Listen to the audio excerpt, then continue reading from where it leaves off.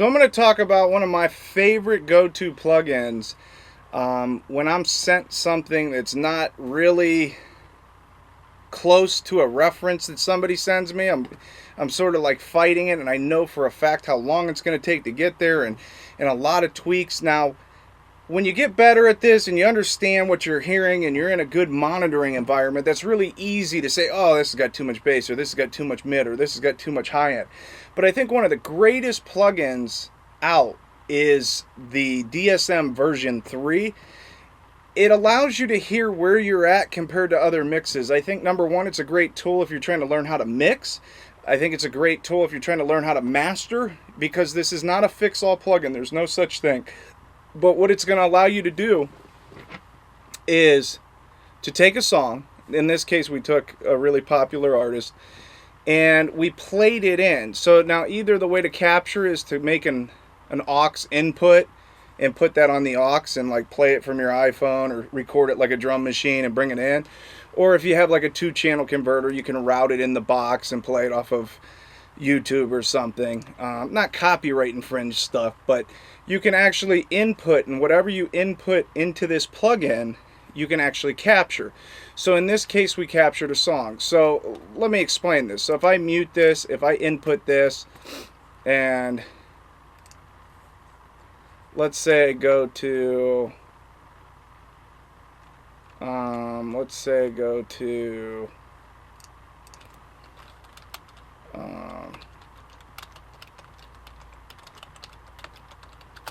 something I worked on. I worked on this one. So let's say I want to input this song. Cleveland Indian fans, are you ready to hit a home Watch. run? Let's reduce those utility bills and... Am I the meanest? I make sure she get off. So as I play this, now check this out. Now I've already transferred something, but let's see if we can get both these windows going here. Oh man, what did I do that for? Let's minimize the... Why won't it let me minimize the window? What's going on here? There you go. So I'll push play here. Now watch how it's coming in. Okay, so did you see how this thing was triggering over here? One more time. Okay, so it's reading the frequency response of this already mastered thing. I was fortunate to be a part of that. Now here's the thing that we do. So I take that and I can say, okay, well, as I hit this capture button on this plugin, I hit capture, keep hitting capture, keep hitting capture, keep hitting capture. And what it's doing is it's mapping out. It's called a dynamic frequency. It pretty much detects the frequency response of the song, and then it maps out a dynamic curve to where if it goes over that threshold, it's going to compress. So it's one of the most elaborate multi-band limiter compressor expanders on the planet. The gentleman that actually designed this, I believe he designed the SSL console, which is one of the best mixing boards on the planet, and it's still used to this day, and there's plugins actually modeled after it and all that good stuff. So what's so cool about this is, check this out. So if you're trying to get a quick master at home, this is a really good way to do this, and this is why I'm sharing this with you guys. This plugin's not inexpensive, but if you look for the deals, Black Friday deals, stuff like that, which that's coming up, this plugin can become really, really, really powerful. So what we'll do now is we'll have it on the track that we want to affect, and we can literally push play on this. Now watch what happens with it off. So we'll bypass it. Let me unhook the active. Same track as last time. On.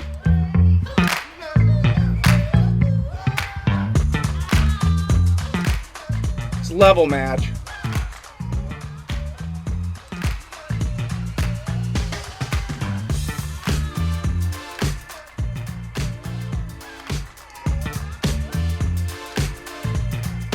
It's insane how much image and depth and space at the same volume. I could even turn this down a little bit.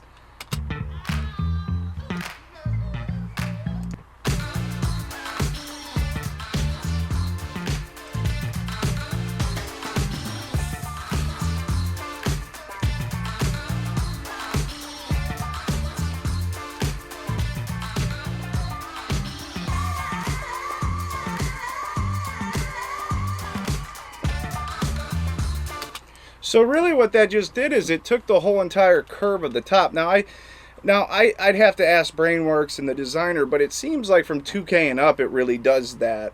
I don't notice a huge difference in the low end, the real low end, but that's where it's really neat that you can actually time adjust low filters, high filters. It can actually push more bass or present the frequencies in a different way.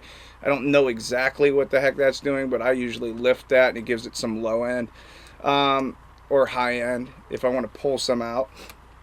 The dry wet is parallel compression. It's pretty much a common thing on most plugins these days, but this plugin is so stinking cool, man. I mean, like, I literally, that would take me to do what I just did. It would take me a lot of time in mastering. It would probably take me about 40 minutes to go, okay, we're going to tweak this, we're going to tweak that. But the other thing is this, that you can do at home. You can start to say, okay, look, I'm low here.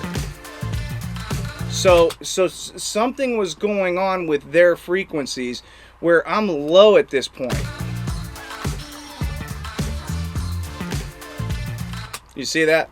So that mastered, ready to go record had a little more of that. So we could actually add, and I'll do it in just an easy, simple way. So I can say, well, let's boost a little bit of that into this compressor. So let's move this over. And let's boost this frequency range here around the 10K, 8K range.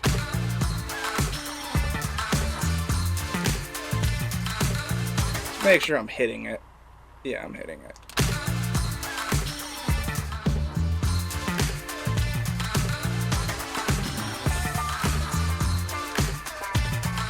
That's insane.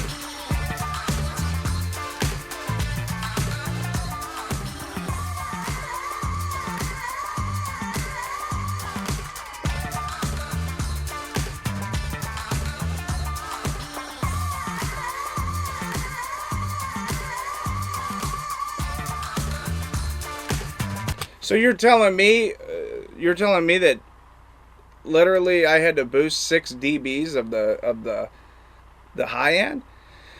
And that happens a lot. A lot of the 20K, 10K, 5K. Now, in this mastering studio, we use the airband to do that, and we'll just drive that thing, man. It sounds really good. I'm not going to do it on the video, but man, there's nothing like that. That's a little trick for you, too.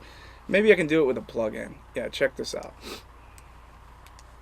So I have the airband plug-in. Really cool. It's almost harmonics hitting that, and you can drive it a little bit harder without taking up the dynamic range of the song.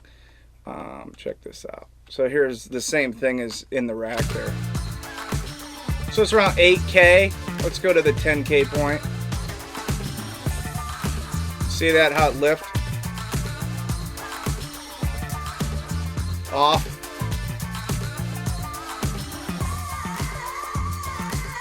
Both off.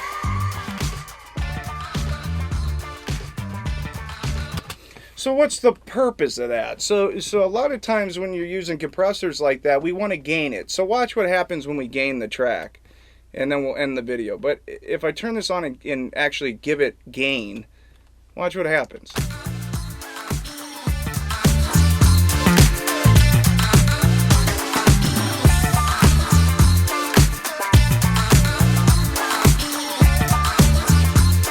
So we can get it louder, compression, the more compression, the louder it goes. If we don't compress it and we try to turn it up like that, so I'll just put on a basic plug-in, let's say, like a, let me see here, like an R compressor, and I try to turn it up.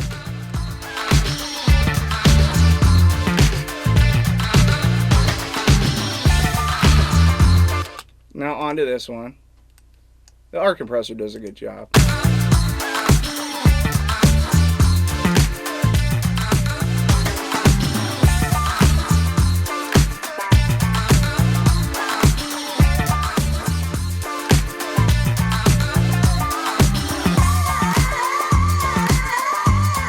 R compressor.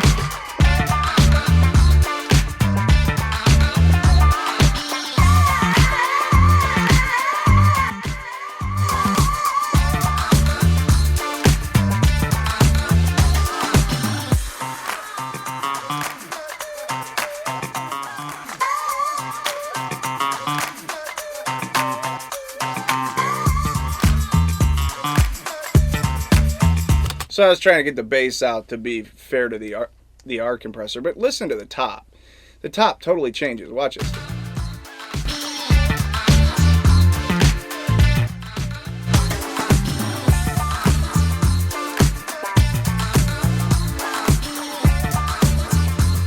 You see how this Pro Audio DSM, if a gentleman says, hey, I want it to sound like so-and-so's record, that's something as a mastering engineer, I'm a human. Like I'm not thinking I'm going to dime that out, especially if the song sounded like this to begin with.